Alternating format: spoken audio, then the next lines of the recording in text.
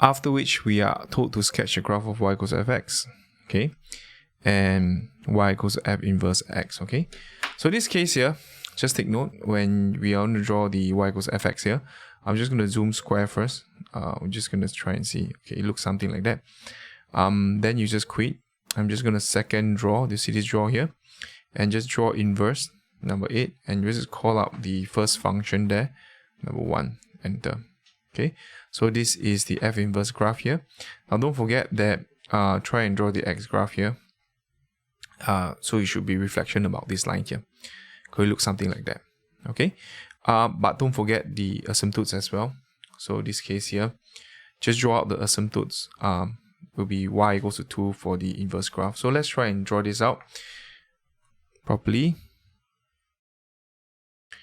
This graph here, the long graph, you should know how to draw it nicely. So here's like that.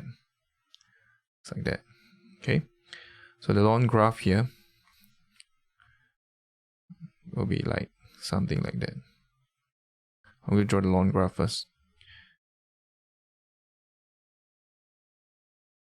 So this is x equals to 2.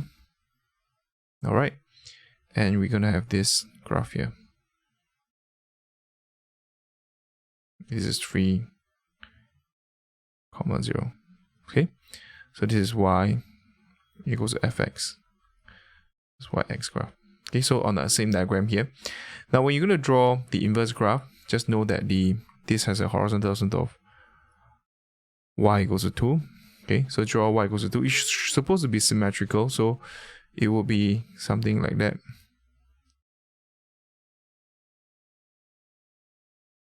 Okay, so x equals to 2, once you reflect x equals to 2 about the y equals to x, it will just be y equals to x line, it will just be y equals to 2 there.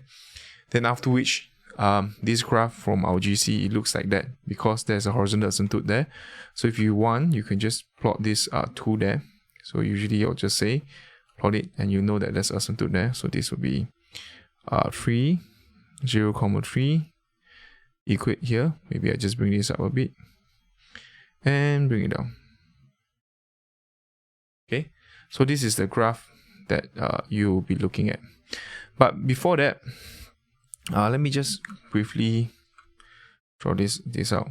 Okay, because this graph would actually meet here. So just you'll make all the graph will actually meet at the y equals x line here, if it ever intersect with the y equals x graph.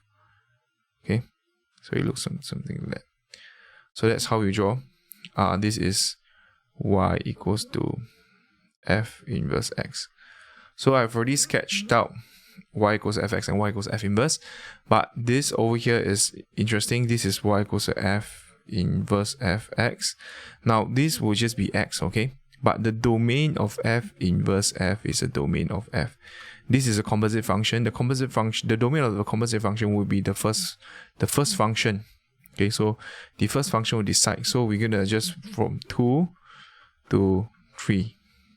Okay, 2 to 3. So I'm just gonna draw, from 2 to 3 here. 2 to 3. So meaning to say this will be my y equals to f inverse fx. With 2 here, not inclusive of 2. 3 will be here.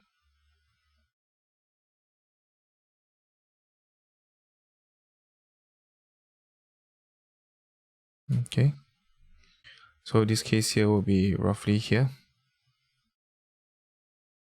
So I'm going to draw this out like that. Yep. Okay, so this is my y equals to fx. What else do I need? That's all. Yep.